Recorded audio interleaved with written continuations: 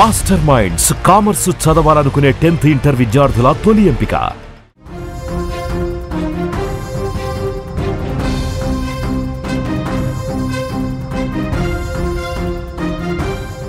Breaking news చూస్తున్నాం.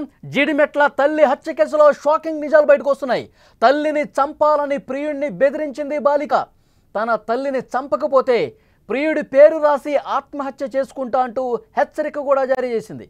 బాలిక పట్టుబట్టడంతోనే అంజలిని దారుణంగా శివ హత్య చేశాడని సమాచారం వస్తోంది. సోదరుడితో కలిసి అంజలిని శివ హత్య చేశాడు. మొదటిసారి దాడిలో అంజలి చనిపోలేదు. కొన ప్రాణం ఇంకా ఉండటంతోనే మళ్ళొకసారి శివకి ఫోన్ చేసింది. నువ్వు మళ్ళీ రా, ఇంకా మా అమ్మ కొన ఊపిరితో కొట్టుమిట్టాడుతుంది, ఇంకా చావలేదు, చంపాల్సిందే అంటూ మళ్ళీ రెండోసారి పిలిపించుకుని మరి శివతో దాడి చేసినటువంటి పరిస్థితి. ఈ సంచలన విషయాలు ఇప్పుడే వెలుగులోకి వస్తున్నాయి. ఈ దాడికి సంబంధించి పూర్తిగా కూతురు ఆ తల్లిని ఎంత దారుణంగా చంపిందన్న విషయం పోలీసుల దర్యాప్తులో షాక్ అయిపోయేటువంటి విషయాలన్నీ కూడా బయటకు వస్తున్నాయి. ముఖ్యంగా ముందుగా కొట్టినప్పుడు అంజలి చనిపోలేదు, అది తెలుసుకున్నటువంటి ఇంకా కాళ్ళు చేతులు ఊపడం గమనించినటువంటి కూతురు వెంటనే ఆ ప్రియుడు శివకి ఫోన్ చేసింది.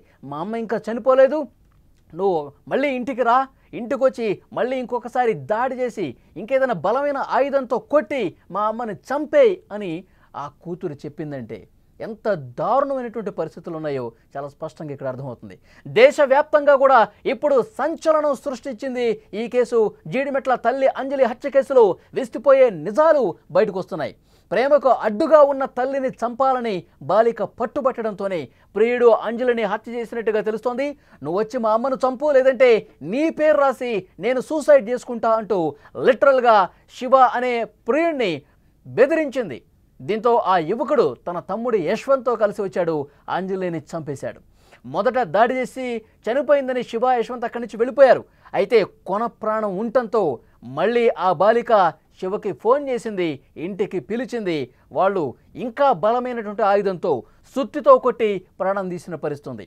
ఈ విషయాన్ని అంజలి చిన్న కుమార్తె వెల్లడించింది.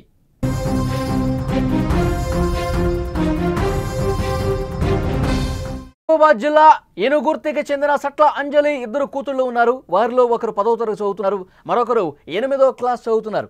వారితో కలిసి అంజలి షాపూర్ నగర్ హెచ్ఎండి సొసైటీలోని ఓ ఇంట్లో అద్దుకుంటున్నారు. అయితే పెద్ద కూతురు నల్గొండ జిల్లా కట్టంగూరుకు చెందిన శివతో ఇన్స్టాలో పరిచయం ఏర్పడి అది ప్రేమకు దారితీసింది. దాదాపు 8 నెలలుగా వీరి ప్రేమ వ్యవహారం నడుస్తుంది. అసలు దీన్ని ప్రేమ అనకూడదు, పూర్తిగా సోషల్ మీడియా ప్రభావంతో ఒళ్ళు కొవ్వెక్కి మదమెక్కి బరితెగించినటువంటి వ్యవహారంగా దీన్ని చూడాల్సిన అవసరం ఉంది. ఈ నెల 19వ తేదీన శివ అనే అతన్ని ఇంటికి పిలిచింది. ఆ తర్వాత వాళ్ళిద్దరూ కూడా పారిపోయారు. అనంతరం కూతురు కనిపించట్లేదంటూ శివ మీద నాకు అనుమానం ఉంది అంటూ పోలీస్ స్టేషన్లో ఆ తల్లి కంప్లైంట్ ఇచ్చింది. రంగులోకి దిగారు పోలీసులు, వాళ్ళిద్దరిని పట్టుకున్నారు. అతడిపై పోక్సో యాక్ట్ కింద కూడా కేసు నమోదు చేశారు. ఆ తర్వాత ఆ బాలికను తల్లికి అప్పగించారు. అప్పటికే కక్ష పెంచుకుంది, తన ప్రేమకు ఒప్పుకోవట్లేదు, పోలీసులకు కంప్లైంట్ చేస్తుంది. ఎలాగైనా సరే తల్లిని హతమార్చాలి అని చెప్పి ఆ కూతురు అనుకున్నది. శివను వదిలేసి బుద్ధిగా చదువుకో అని చెప్పి అన్నటువంటి మంచిగా తన బాగు కోసం, తన కెరీర్ కోసం, తన జీవితం బాగుండాలని చెప్పి తల్లి కోరుకుంది. కానీ ఎక్కడో కూడా తల్లి మాటలు కూతురు బుర్రకెక్కలేదు. తన ప్రేమకు తల్లి అడ్డొస్తుందని, ఎలాగైనా ఆమె అడ్డు తొలగించుకోవాలని, హతమార్చాలని కూతురు డిసైడ్ అయిపోయింది. ఇలా తల్లిపై కోపం పెంచుకున్న ఆ కూతురు ప్లాన్ వేసింది. తన తల్లిని హైదరాబాద్ వచ్చి చంపాలని తన ప్రియుడు శివను కోరినటువంటి పరిస్థితి ఉంది. అక్కడ ఇంటికి సంబంధించినటువంటి దృశ్యం కూడా మనం స్క్రీన్ మీద చూస్తున్నాం. ఎక్కడైతే అంజలిని దారుణంగా చంపేశారో ఆ ఇంటికి సంబంధించిన దృశ్యం ఇక్కడ స్క్రీన్ మీద మీరు చూడొచ్చు. భద్రయ్య నిలయం, ఈ ఫ్లాట్ నెంబరు కూడా మనకు కనిపిస్తోంది. అదే ఇంట్లో ముందుగా అంజలి పూజ చేసుకుంటూ ఉంటే తన తల్లి పూజలో నిమగ్నమైపోయింది. ఇదే సరైన సమయం, శివ రా, వచ్చి దాడి చేయి, మా అమ్మని చంపేసే అని ప్రేరేపించింది. ముందుగా వెనకడుగు వేశాడు. తల్లిని చంపటం అంటే కొంచెం ఇబ్బందిగా అనిపించింది అతనికి. ఇది కరెక్ట్ కాదని చెప్పి వారించే ప్రయత్నం చేశాడు. నువ్వు చంపుతావా లేదా, లేదంటే నేను సూసైడ్ చేసుకుంటాను, నేను చచ్చిపోతా, నీ పేరు రాస్తా సూసైడ్ లెటర్లు అంటూ లిటరల్గా ఆ శివను కూడా బెదిరించింది కూతురు. తర్వాత ఆ బాలిక మరింత ఒత్తిడి చేయటంతో ఇక చేసేదేమీ లేక తన సోదరుడితో యశ్వంత్తో కలిసి శివ వచ్చాడు. తల్లి అంజలి పూజ చేసుకుంటున్న సమయంలో వెనకాల నుంచి వచ్చి ఫాట్మని కొట్టాడు, తల మీద కొట్టాడు. ఇంకా శరీరంలో పదునైనటువంటి వస్తువులతో దాడి చేసే ప్రయత్నం చేశారు. అప్పటికే తీవ్ర గాయాలతో ఉన్నటువంటి అంజలి విగతజీవిగా పడిపోయింది. ఇక చనిపోయింది అనుకుని నిర్ధారించుకుని వాళ్ళు వెళ్ళిపోయారు. కొద్దిసేపటికే కాళ్ళు చేతులు కదలటం ప్రారంభించింది అంజలి. దీన్ని గమనించినటువంటి బాలిక వెంటనే ఫోన్ చేసింది, శివకి ఫోన్ చేసింది, వాళ్ళ బ్రదర్కి ఫోన్ చేసింది. మీరు మళ్ళీ రండి, కొన ఊపిరితో కొట్టుమిట్టాడుతోంది, కొన ఊపిరి ఉంది, ఇంకా ప్రాణం ఉంది, ఇంకా చనిపోలేదు, మళ్ళొకసారి రండి, మీకు చంపడం కూడా చేతగాని దద్దమ్మలు అంటూ ఫోన్లో బెదిరించినట్టుగా తెలుస్తుంది. మళ్ళొకసారి వాళ్ళు వచ్చారు.